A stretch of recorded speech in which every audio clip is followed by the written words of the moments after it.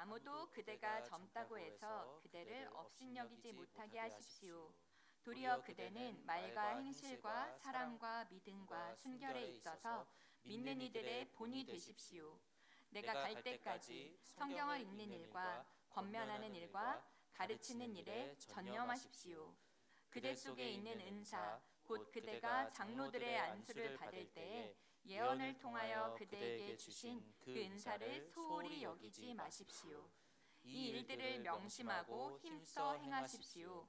그리하여 그대가 발전하는 모습을 모든 사람에게 나타나게 하십시오.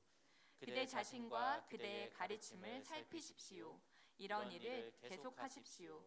이렇게 함으로써 그대 자신도 구원하고 그대의 말을 듣는 사람들도 구원할 것입니다. 아멘. 자리에 앉아 주십시오.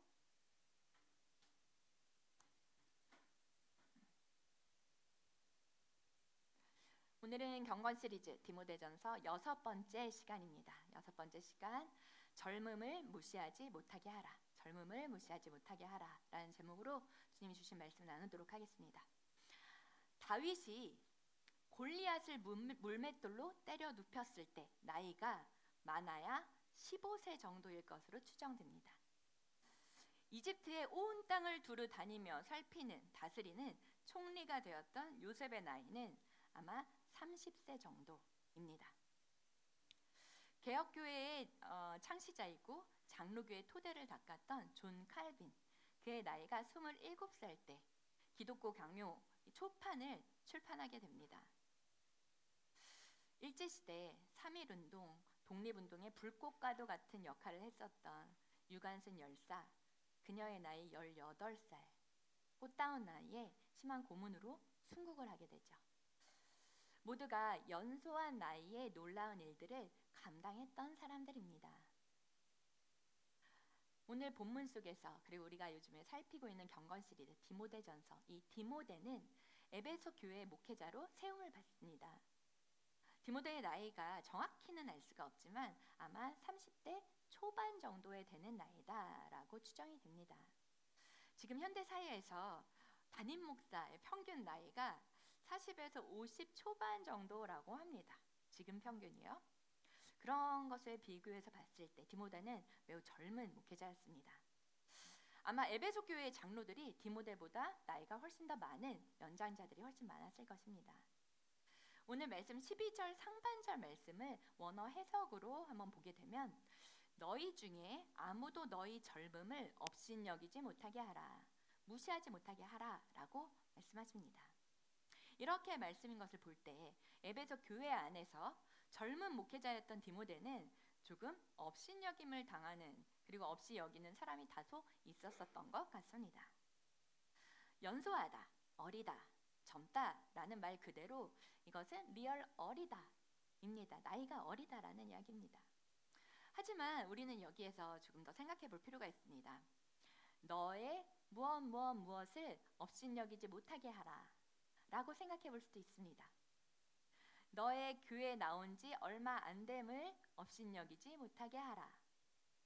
너의 신앙의 연수가 적은 것을 업신여기지 못하게 하라. 또한 너의 어떤 핸디캡이나 약함을 업신여기지 못하게 하라. 이렇듯 여기에서의 젊음이란 약함 그리고 미숙함으로 작용이 되는 것들입니다. 이것을 무시하지 못하게 하라라는 말은 바꾼다면 그러면 존경받게 하라라고 병치할 수가 있습니다. 바꿀 수가 있습니다. 인생의 경험과 세월이 있다는 것은 물론 존경받아야 합니다. 그 또한 위대한 것입니다. 그러나 우리의 신앙생활에 있어서 보다 더 중요한 것은 내가 예수님을 닮은 인격으로 자라가고 있는가 하는 부분에 있습니다. 그리고 관계 속에서 내게 주신 은혜가 공동체 가운데 흘러가고 있느냐, 이것이 중요합니다. 이것이 바로 성숙함이고 그리스도인의 영향력이라고 할 수 있겠습니다. 중요한 것은 나이의 많고 적음, 신앙의 연륜이 짧고 긴 이것이 아니라 믿음의 본을 보이느냐, 그것이 되느냐 아니느냐의 차이입니다. 베드로전서 5장 3절 말씀 같이 한번 읽어보겠습니다. 시작. 여러분은 여러분이 맡은 사람들을 지배하려고 하지 말고 양떼의 모범이 되십시오. 아멘.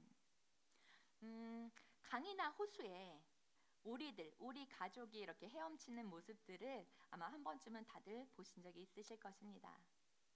어미 오리가 선두에 서죠. 선두에 서서 헤엄치고 가면 뒤에 새끼 오리들이 그 뒤를 줄지어서 따라갑니다. 단순히 질서 있게 어미를 따르는 모습처럼 보이긴 하지만 어미 오리가 헤엄을 치면 일으키는 물결로 그 뒤따르는 새끼 오리들에게 영향을 준다고 합니다. 새끼 오리가 어미를 일렬로 따라가면서 잔잔한 수면에서 헤엄칠 때보다 저항이 감소해서 앞으로 나아가는 힘이 더 커진다고 합니다. 어미 오리가 일으켰던 그 물결로 인해서 새끼 오리들이 만들어낸 또 물결, 그것과 합해져서 맨 마지막, 제일 약한 새끼겠지요. 맨 마지막에 있는 오리에게까지 전달이 된다고 합니다. 우리의 신앙의 길도 마찬가지입니다. 맨 앞에 누가 계신가요? 예수님. 네, 예수님이 우리 모두의 앞에 서 계십니다. 그리고 예수님이 우리의 표대입니다. 우리가 바라보고 우리가 따라야 될 대상, 유일한 대상, 예수님이십니다. 믿음의 본을 따라간다는 의미는 앞서가신 예수님을 따라간다는 의미입니다. 또한 우리 공동체 안에서 믿음의 본을 따라간다는 것은 내 앞에 믿음의 선배의 모습을 보고 따라갑니다. 내가 누군가를 만약에 전도했습니다. 교회로 데리고 왔습니다. 함께 하자 그래서 함께 왔습니다.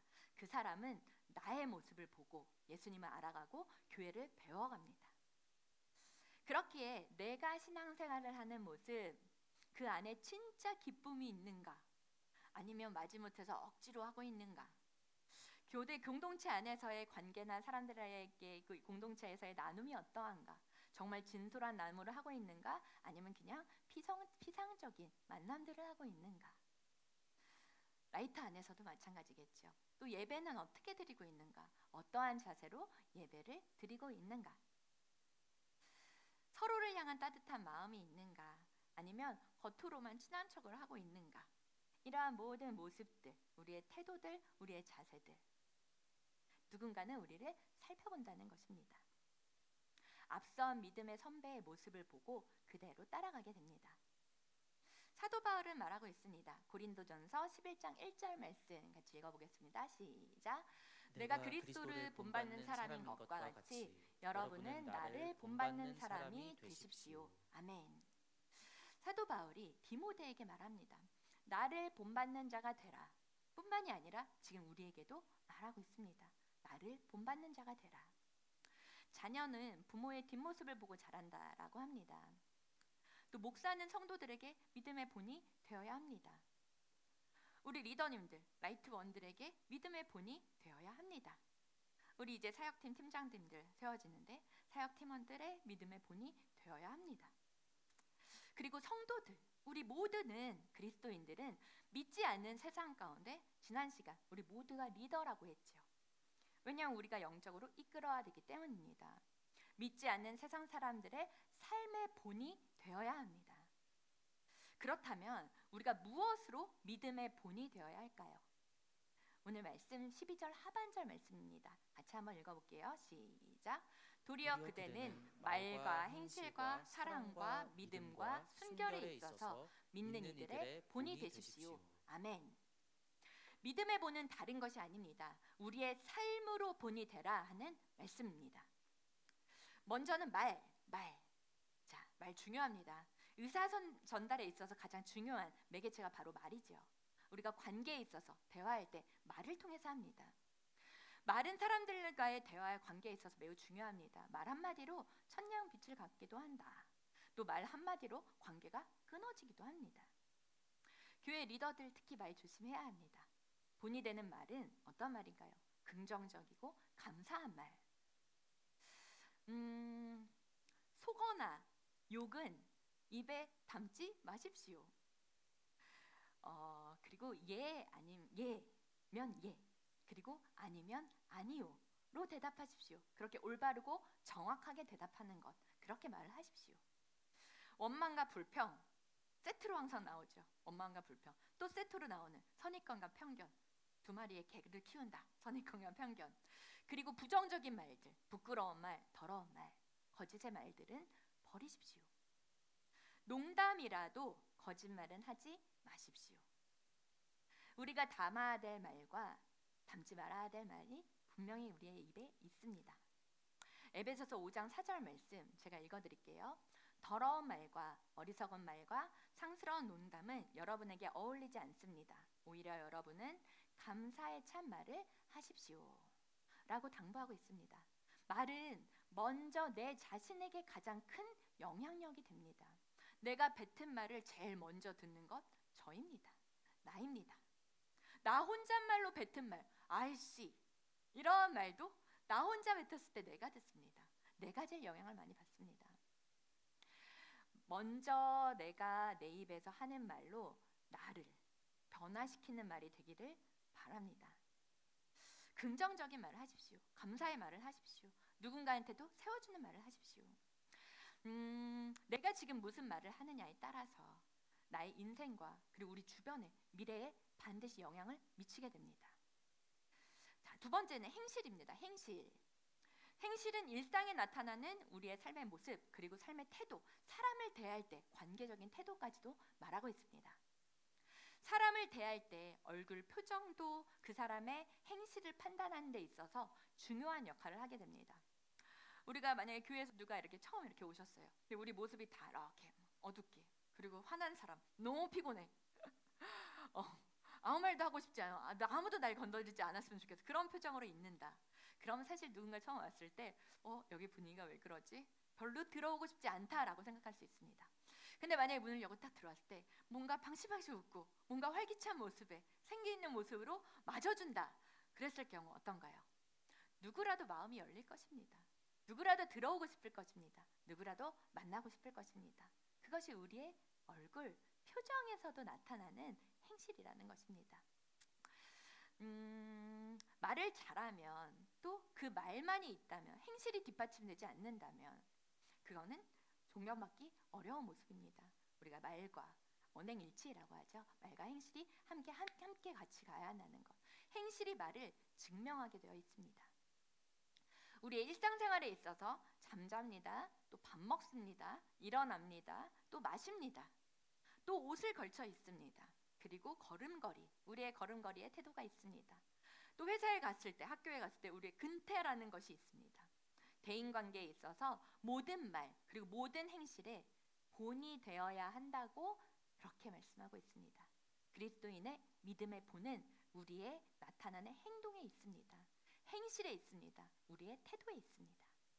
그리하여 하나님을 알지 못하는 사람들이 아까 그리팅 시간에 진비가 잘 나눠줬는데 우리의 모습들을 보고 우리의 하고 있는 모습들을 보러 주님께 오고 싶고 교회에 나오고 싶고 뭔가가 다르고 본받고 싶고 하는 마음이 우리 안에서부터 우러날 수 있도록 만드는 그러한 우리의 행실이 믿음의 본이 되는 것입니다.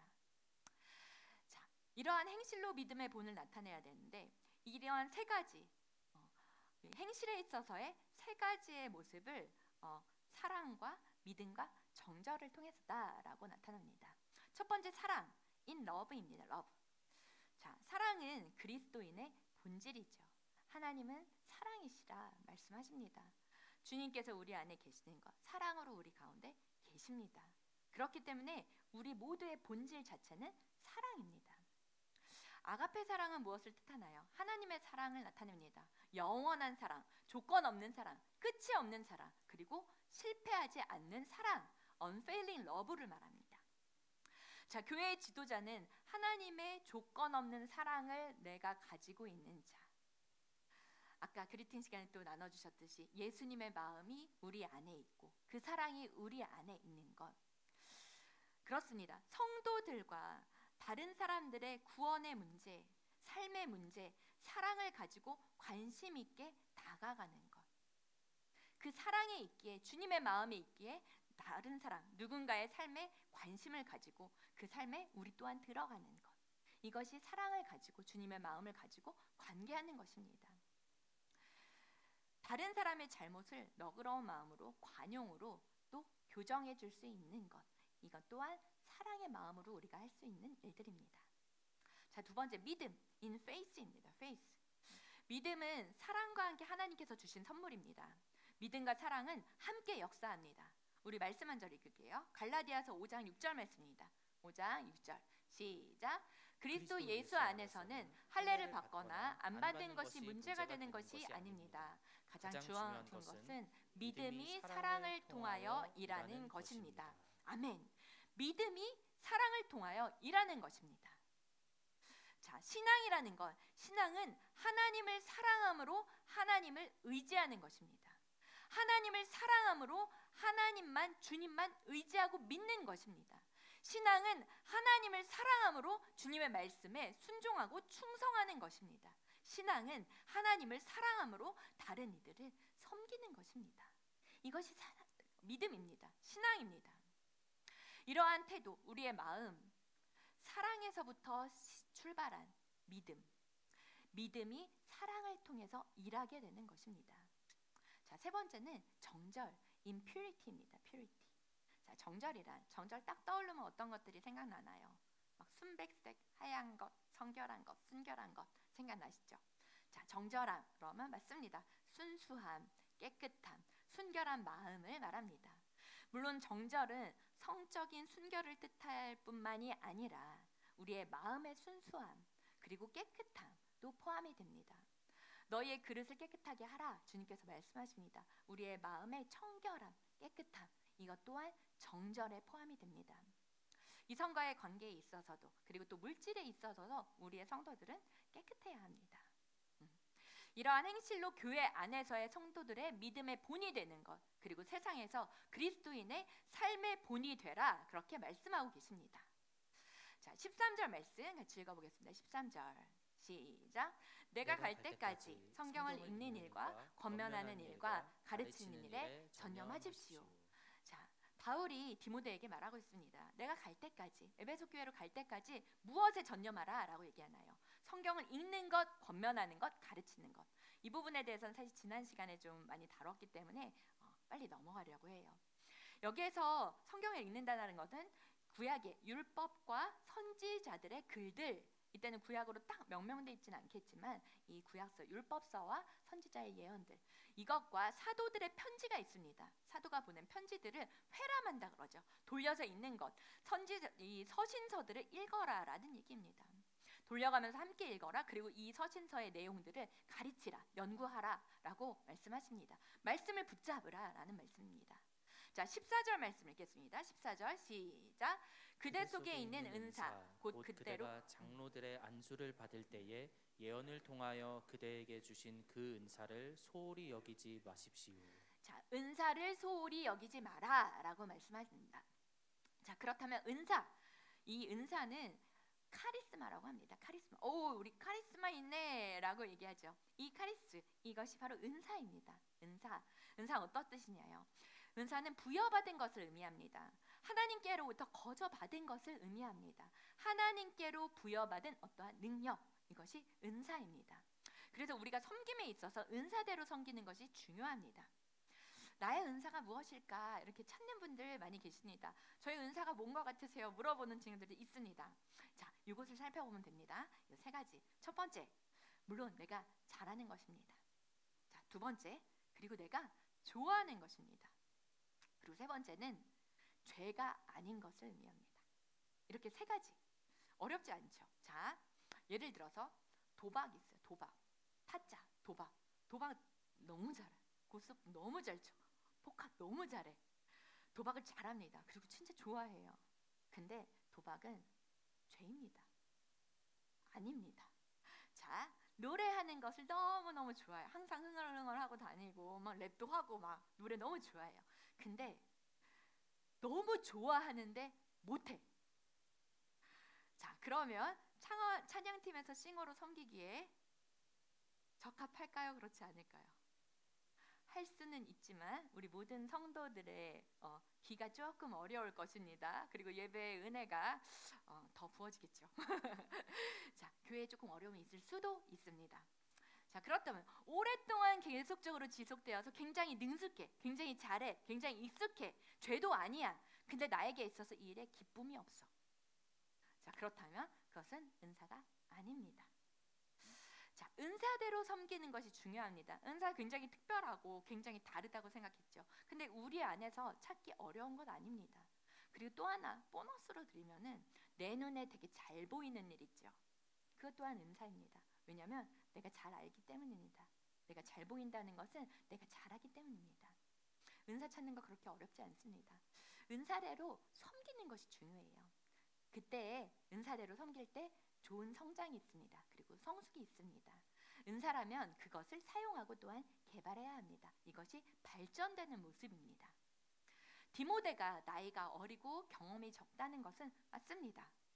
그러나 하나님의 예언의 말씀을 통해서 부르신 것, 그리고 또한 보내신 것, 그리고 적합한 하나님이 주신 목회적인 은사, 즉 분별하고 가르치고 다스리는 그런 은사를 통해서 하나님께서 준비시키셨다는 것에 있어서 흔들리지 말라라고 말씀하고 계십니다.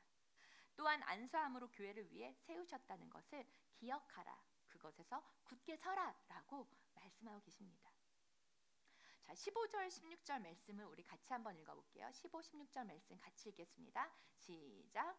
이 일들을 명심하고 힘써 행하십시오.